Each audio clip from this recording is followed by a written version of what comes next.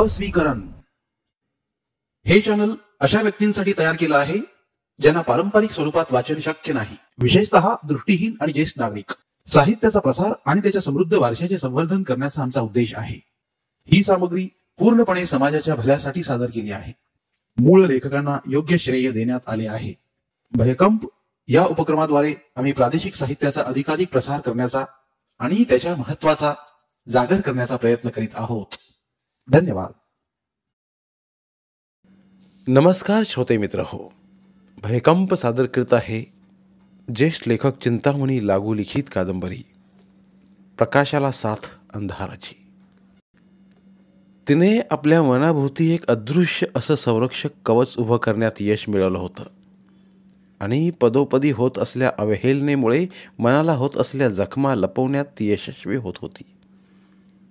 पण तरीही अनेक वेळा अगदी क्षुल्लक अशा प्रसंगातून मनाला होणारी नवी जखम, नवी वेदना देऊन मन रक्तबंबाळ करून सोडायचीच. तिला आठवत होतं की हायस्कूलमध्ये गेल्यानंतर पहिल्याच वर्षी शाळेतल्या सर्वच्या सर्व तुकड्यांतील विद्यार्थ्यात ती 5 विषयात सर्वाधिक मार्क्स मिळवून पास झालेली होती. मोठ्या उत्साहाने ती आपले प्रगती पुस्तक एखाद्या दिग्विजयी झेंड्याप्रमाणे फडकावीत घरी धावली होती. तर तिला दिसले होते की सर्वजण ताईला सजविण्यात आणि तिचे कौतुक करण्यात गर्क झाले होते. कारण काय, तर ती शाळेच्या गॅदरिंगमध्ये एका समूह नृत्यात भाग घेणार होती. तरीही तिने प्रथमच अट्टाहासाने आपले प्रगती पुस्तक आपल्या आईच्या डोळ्यांसमोर धरले होते. अगं असू दे ग, आपली ताई बघ कशी बाहुलीसारखी दिसते ती. तिने समोर धरलं प्रगती पुस्तक हाताने बाजूला सारत आई म्हणाली होती. अगं आई, पण मला मार्क किती चांगले पडले ते तरी बघ. प्रथमच अगदी हट्टाला पेटत ती म्हणाली होती. पण आईने तिच्या हातातून प्रगती पुस्तक काढून घेऊन नुसती नजरही न टाकता बाजूला ठेवून देत तिच्या उत्साहाचा फुगा फोडून मनाच्या 4 चिंध्या करून टाकणारे शब्द उच्चारले होते. असू दे ग, पहिल्यांदा सगळ्यांनाच असे चांगले मार्क पडत असतात, पण खरे मार्क पडायला हवे ते लग्नाच्या परीक्षेत. टाचणी लागताच फुग्यातील हवा निघून जावी तसंच काहीसं तिच्या उत्साहाच्या त्या क्षणी झालं होतं. शाळेतून येताना सगळा उत्साह झडून जाऊन नाहीसा झाला होता आणि उरली होती ती मन विषण्ण करून सोडणारी बोच. त्यानंतर तिने पुन्हा कधीही आपले प्रगती पुस्तक कौतुकाच्या भावनेने घरातील कुणालाही दाखवले नव्हते. वडिलांची सही घेण्यासाठी दाखवायचा प्रसंग आला तरी ते फक्त नाईलाजाच्या भावनेनेच तिने वडिलांच्या समोर धरले होते आणि वडिलांनीही केवळ कर्तव्य भावनेनेच सही करून तिची आणि स्वतःची सुटका करून घेतली होती. आणि मग तेच वर्षानुवर्षे चालत आले होते. ती तारुण्यात पदार्पण करत असतानाच ताईचे लग्न झाले होते. तरणा बांड आणि तिला शोभेल असा देखणा व त्यात पुन्हा सुस्थितीत असलेला पती तिला मिळाला होता आणि तिच्या बाबांनी आपल्याला परवडेल की नाही याचा विचारही न करता भरपूर खर्च करून उत्साहाने ताईला उजवली होती. बघ दीपे, असा नवरा मिळायला हवा, समजलीस, तिची धाकटी आत्या म्हणाली होती.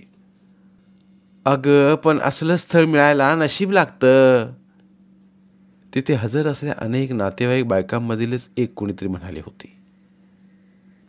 नुसते नशीब नाही बरं मामी, असले स्थळ जिंकून घ्यायला तसेच रूपही असावे लागतं मुलीत. आमची ताई कशी राजकन्येसारखी आहे दिसायला, तिची आई म्हणाली होती. आणि मग काही न बोलता सगळ्यांच्या तेज नजरा तिच्याकडे वळल्या होत्या. त्या नजरांनी तिला आपल्या कुरूपाची तीव्रपणे जाणीव करून दिली होती. पण तिचे मन मात्र एकच प्रश्न पुन्हा पुन्हा आतल्या आत उच्चारत राहिले होते की ह्यांच्यापैकी कुणीच असे का म्हणत नाही की दीपाचेही नशीब बलवत्तर असेल आणि तिला ताईपेक्षाही चांगले स्थळ सांगून येईल. अगदी कुणी म्हटले म्हणून लगेच ते तसंच होणार नाही हे तर तिलाही माहीत होतं. पण तिला एक समजवत नव्हतं की आपली नुसते जुजबी समाधान करण्यापुरते तरी कुणी असे का म्हणत नाही. तोच एक प्रश्न इतक्या वर्षानंतरही तिच्या मनाला छळत होता. आणि आज सगळ्या बहिणींची लग्ने झालेली असतानाही आणि मुलगी अशी ती एकटीच घरात शिल्लक राहिली असतानाही तिला खुश करण्यासाठी सुद्धा कुणीच तसं काही म्हणत नव्हतं. हेच तिचं खरं दुःख होतं. माणसाच्या मनात असले जुने देखणे कधीतरी तोंड वर काढतेच आणि अलीकडे तिच्या मनातली मळमळ बाहेर यायचे प्रसंग वारंवार येऊ लागले होते. आपण जे करतोय ते आपल्या स्वभावाच्या विरुद्ध आहे हे माहीत असूनही तसा प्रसंग आला की ती स्वतःला रोखू शकत नव्हती. जसे मगाशीच मथुमावशीच्या बाबतीत झाले होते. किती दिवस ही अवहेलना आपण सहन करायची आणि का म्हणून? हा तिच्या घरातल्या सर्वांनाच नव्हे तर समस्त जगाला सवाल होता. अकस्मातपणे आकाश फाटावे तसे काहीसे झाले. पाण्याचे टपोरे थेंब बंदुकीतून सुटल्या गोळ्यांसारखे अंगावर आदळू लागले. गारपिटीच्या तडाख्यात सापडल्यागत क्षणभर तिची अवस्था होऊन गेली आणि इतका वेळ आपल्याच विचारांच्या नादात गर्क होऊन बेभानशी चालत असलेली दिफा भानावर आली.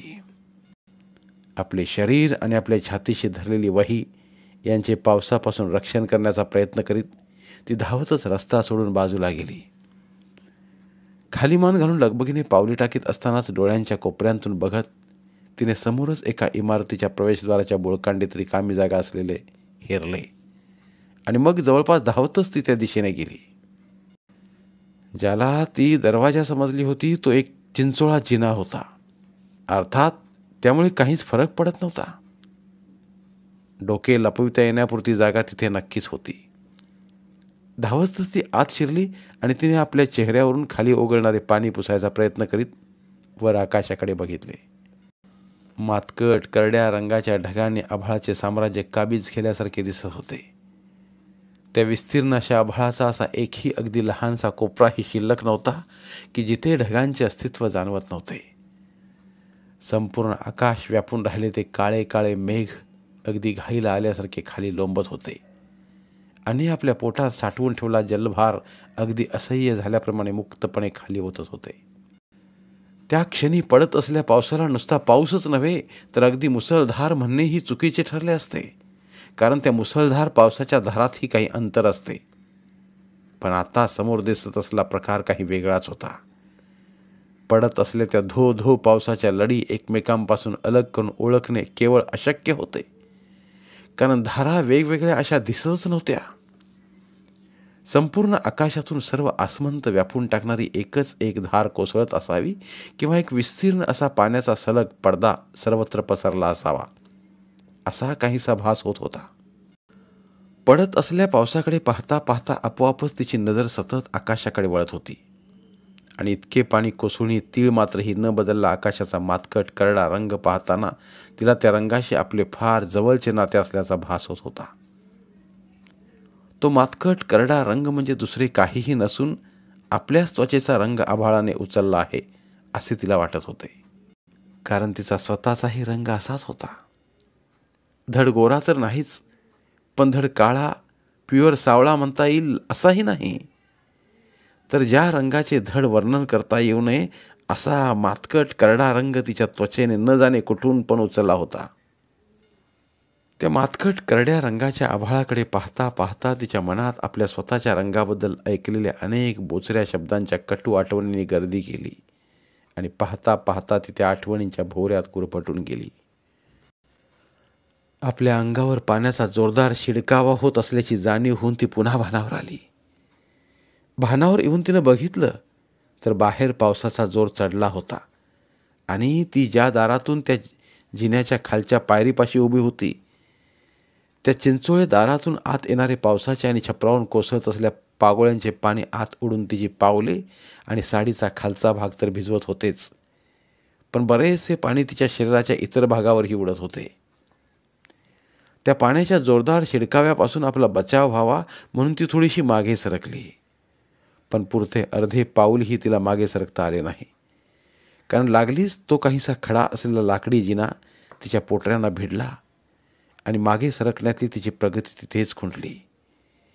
त्या जिन्याला खेटून काहीसे अवघडल्या अवस्थेतच उभे राहून तिने आपला स्वतःचा बचाव करण्याचा प्रयत्नच काही क्षण सुरू ठेवला, पण आपल्या त्या प्रयत्नात काही अर्थ नसल्याचे आणि तसे उभे राहण्यापेक्षा सरळ पावसातून चालणे योग्य असल्याचे तिच्या लक्षात यायला वेळ लागला नाही. क्षणभर तर आडोसा सोडून सरळ पावसात रस्त्यावर जायचा विचारही तिच्या मनात डोकावून गेला, पण मग रस्त्यावरून अगदी रेनकोट वा छत्री घेऊन पावसाशी सामना करायचा यत्न करत असलेल्या लोकांची अवघड अवस्था लक्षात येताच आपण क्षणभरात इतक्या ओल्या होऊन जाऊ की आपल्याला सचैल स्नान केलेल्या ओलित्या अवस्थेतच क्लासमध्ये किंवा घरी जावं लागेल. हे तिच्या लक्षात आलं आणि तिने तो विचार ताबडतोब रद्द करून टाकला. आणि आपण आहोत तिथे सध्या तरी ठीक आहोत असा विचार करत पावसापासून बचाव करण्यासाठी म्हणून ती त्या जिन्याच्या 3-4 पायऱ्या चढून वर गेली. अजूनही काही किरकोळ शिंतोडे तिथवर येत होतेच, पण पहिल्यापेक्षा खूपच बरी परिस्थिती होती. बाहेर कोसळत असलेल्या नादबद्ध आवाजाशी एकरूप होऊन जायचा प्रयत्न करीत ती तशीच उभी असताना तिच्या कानावर कुठून तरी भिरभिरत आल्यासारखी गाण्याची एक छानदार तान पडली. इतका वेळ पावसाचा तो बद्ध आवाज ऐकून सवय झालेल्या कानांना ती तान फार मोहमयी भासली आणि आपले सगळे लक्ष केंद्रित करून ती तो आवाज कानात साठवून ठेवायचा प्रयत्न करू लागली. पण दारातून ऐकू येत असलेला पडणाऱ्या पावसाचा एकसारखा आवाज तिच्या कानावर पडत असले ते संगीत झाकोळून टाकत होता. अतिशय मृदू मुलायम आवाजातले ते गाणे आपल्याला नीट ऐकता यावे म्हणून ती आणखी काही पायऱ्या चढून वर गेली. आता त्या गाणाऱ्या व्यक्तीचा आवाज तिला व्यवस्थितपणे ऐकू येत होता. संगीताची स्वभावताच आवड असल्याने ती ते गायन कान देऊन ऐकू लागली. तिला गाण्याची आवड होती, पण गाणे शिकायची इच्छा मात्र अजून तरी पूर्ण झाली नव्हती. लहानपणी शाळेत असताना तिने ऐच्छिक विषय म्हणून गायन घेतले होते. तिला आवाज आहे आणि सूर व तालाचे भान ती चांगली ठेवू शकते हे ओळखून तिने गायन शिकायला हरकत नाही असे मत तिच्या गायनाच्या शिक्षिकेने व्यक्त केले होते. इतकेच नव्हे तर तिच्या आईला भेटून तिला गायन क्लासला पाठवण्याची विनंती केली होती. आईने नुसताच नकार दिला असता तर दीपाला तितके वाईट वाटले नसते, पण तिच्यासाठी नकार देताना आईने ताईचे नाव पुढे केले होते आणि ती गोष्ट तिच्या मनाला फार लागली होती. आणि म्हणूनच नंतर म्हणजे 4-6 महिने क्लासला जाऊन शिक्षिकेचे डोके छानपैकी झाल्यावर जेव्हा ताईने क्लास बंद केला होता तेव्हा तिला मनापासून आनंद झाला होता. आता ते अतिशय मुलायम आवाजातले गायन ऐकत असताना तिच्या मनात विचार आला की आपल्याला जर तेव्हा गाणे शिकायची संधी मिळाली असती तर आज हा गाणारा माणूस जसा रेशमी ताना घेतोय तशा ताना घेऊन गाणे म्हणणे आपल्यालाही शक्य झाले असते. विचार करता करता तिला जाणवले की बाहेर अजूनही कोसळत असलेल्या पावसाच्या आवाजामुळे आपल्याला मनापासून ऐकायला हवे असलेले गायन नीटपणे ऐकता येत नाही. एक क्षणभरच तिने स्वतःशी विचार केला, ते घर कुणाचे आहे किंवा ती गाणारी व्यक्ती कोण आहे हे तिला माहीत नव्हते. एकतर आधीच कुणाची परवानगी न घेता ती आत शिरली होती, त्यात पुन्हा आता ते गायन नीट ऐकता यावं म्हणून आपण आणखी थोड्या पायऱ्या चढून वर जावं असं तिला वाटत होतं. तसं करणं बरं दिसेल का? आपल्याला कुणी हटकले तर आपण काय सांगायचे याचा विचार तिच्या मनात एका ओझरत्या क्षणासाठीच येऊन गेला. पण लगेच ते गाणे ऐकण्याचा होत असलेला मोह विचारांपेक्षा वरचढ ठरला आणि एक ओझरती नजर दारातून दिसणाऱ्या पावसाच्या पाण्याने भरलेल्या रस्त्याकडे टाकून ती निश्चयी मनाने पायऱ्या चढू लागली. आधी फक्त 2-3 पायऱ्या ओलांडून थोडे वर जायचे असा विचार तिच्या मनात होता, पण एकदा पायऱ्या चढायला सुरुवात केल्यावर ती संपूर्ण जिना चढून वरच्या मजल्यावर जाईपर्यंत थांबलीच नाही. मनाला मोह पाडणाऱ्या सुगंधाचा शोध घेत एखाद्या गंधवेड्या व्यक्तीने बेभानपणे पुढे सरकत राहावे त्याप्रमाणे मनाला मोहवणाऱ्या त्या आवाजाचा मागोवा घेत ती सरळ एका बंद दारापाशी जाऊन पोहोचली. त्या बंद दारापाशी पोहोचताच मात्र ती थबकली आणि आता व्यवस्थितपणे ऐकू येत असला तो आवाज कानात साठवत तिथेच अगदी त्या दाराला चिकटून उभी राहिली. कोण आहे? प्रश्न कानावर पडताच ती भानावर आली आणि गायन ऐकताना आपली अगदी ब्रह्मानंदी टाळी लागली होती आणि त्या नादात आपल्याला स्थळा काळाचे भान राहिले नव्हते हे लक्षात येताच दीपाला लाजल्यागत झालं. तिने आपल्या भोवती नजर फिरवून तो प्रश्न कुणी विचारला असावा याचा शोध घ्यायचा प्रयत्न केला, पण आपल्याखेरीज तिथे आणखी कुणी नसल्याचे लक्षात येताच तो प्रश्न आपण उभ्या असलेल्या दाराआडून आला असावा हे तिने ओळखलं. तिने दाराला कान लावून आतली चाहूल घ्यायचा प्रयत्न केला. आत असलेल्या त्या अज्ञात व्यक्तीने आपले गायन आता थांबवले होते आणि आत निरव शांतता जाणवत होती. तिला आपल्या स्वतःच्या श्वासोच्छ्वासाचा आवाज ऐकू येत होता. आपला श्वास वाजवीपेक्षा जास्त वेगाने आणि नेहमीपेक्षा जास्त आवाज करीत चालू असल्याची तिला जाणीव झाली आणि तिने आपल्या छातीवर हात ठेवून आपला फुलणारा श्वास नियंत्रणाखाली आणण्याचा प्रयत्न केला. कोण आहे? आत या, दरवाजा उघडाच आहे. आतून पुन्हा आवाज आला आणि दीपा चमकली. आपण काही आवाज केलेला नसताना आतल्या व्यक्तीला आपण तिथे असल्याचे कसे काय समजले? हा प्रश्न तिला गोंधळात टाकत होता. त्या प्रश्नाबरोबरच आपण असेच बाहेरच्या बाहेर निघून जावे की आत जाऊन मधुर आणि मुलायम आवाजाच्या व्यक्तीची ओळख करून घ्यावी, हे प्रश्नही रेंगाळत होते. एक वेळ तर तिला असे वाटले की आपण सरळ जिना उतरून दाराबाहेर पडून निघून जावे. आपला तो विचार अंमलात आणण्यासाठी ती जिन्याकडे वळली. पण नंतर लगेच तिला काही दिवसांपूर्वी शहरात घडलेल्या आणि तिने वर्तमानपत्रात वाचल्या प्रकाराची आठवण झाली. ती सध्या होती तशाच काहीशा परिस्थितीत सापडल्या एका तरुणीला चोर समजून आसपासच्या बायकांनी धरले होते. केवळ त्या तरुणीचे सुदैव जोरावर होते म्हणूनच नेमक्या त्या क्षणी तिथे एक पोलीस हजर झाला होता आणि त्या तरुणीला मार खावा लागला नव्हता. पण त्या एकूण प्रकाराची बातमी मात्र एका स्थानिक वर्तमानपत्राने गाजवली होती. आपल्या बाबतीत तसला काही प्रकार होऊ नये म्हणून तिने तसेच निघून जायचा आपला आधीचा विचार रद्द केला आणि त्या दाराआड असलेल्या व्यक्तीला भेटायला आणि आपल्या तिथल्या आगंतुक उपस्थितीचे जितक्या चांगल्या प्रकारे करता येईल तितक्या चांगल्या प्रकारे स्पष्टीकरण द्यायचा प्रयत्न करण्याचे ठरविले. आपला निर्णय नक्की होताच तिने दार उघडण्यासाठी दाराला नुसता स्पर्श केला आणि दार पटकन उघडले गेले. कसलाही आवाज न करता ते दार उघडले गेल्याचे पाहून प्रथमतः ती थोडीशी दचकली. पण आता माघार अशक्य आहे हे ओळखून आपले मन घट्ट करून ती बिचकत्या पावलाने दारातून आत शिरली. कोण आहे? काय पाहिजे आपल्याला? त्या दाराशी अगदी समोरच बसल्या एका तरुणाने विचारले. त्या प्रश्नाला आपण उत्तर काय द्यावे याचा दीपा मनाशी विचार करत असतानाच तो तरुण तिच्याकडे अगदी सरळ पाहत म्हणाला, आपण आत या ना, बाहेर का उभे असे? आपण काय उत्तर द्यावे या प्रश्नाचा विचार करण्यात दीपा गर्क असल्यामुळेच केवळ त्या तरुणाच्या त्या प्रश्नाचे वेगळेपण तिच्या लक्षात यायला काही क्षण लागले. पण मग त्या शब्दांचे वेगळेपण तिच्या लक्षात आले आणि तिला ते खटकले. कारण एकतर तो तरुण सरळ तिच्याकडेच बघत होता आणि दुसरे म्हणजे ती बाहेर उभी नव्हती तर चांगली 3-4 पावले खोलीत आत येऊन उभी होती. पण तरीही त्याने आपल्याला आपण बाहेर का उभे आहोत असे विचारावे आणि तेही एखाद्या पुरुषाला विचारावे, अशा रीतीने विचारावे, हे तिला खटकलं. तिने जरा बारकाईने त्या तरुणाकडे बघितले. त्या तरुणाने बऱ्याच मोठ्या आकाराचा काळा चष्मा घातलेला होता आणि जरी तो अगदी सरळ तिच्याकडे बघत असल्यासारखे वाटत असले तरी तिला त्याचे डोळे पाहता येत नव्हते. आणि त्या तरुणाच्या मानेची एकूण हालचाल पाहता तो डोळ्यांनी पाहण्यापेक्षा आसपासचे आवाज आणि गंध यांचा अंदाज घेऊन आपल्यासमोर कोण उभे असावे याचा अंदाज घ्यायचा प्रयत्न करत असावा असं तिला वाटलं. काही न बोलता ती तशीच उभी असता तो तरुण आपल्या जागेवरून उठला आणि थोडं चाचपडल्यासारखं करीत आपली जागा सोडून पुढे आला. त्याला तशी हालचाल करताना पाहता तो तरुण दृष्टीहीन असावा अशी दीपाची जवळजवळ खात्री पटली.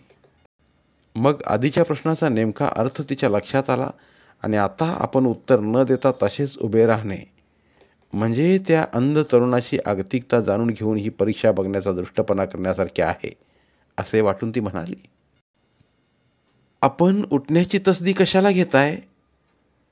मी पावसापासून बचाव व्हावा म्हणून आत शिरले होते आणि आपले गायन ऐकून जिना चढून आत आले.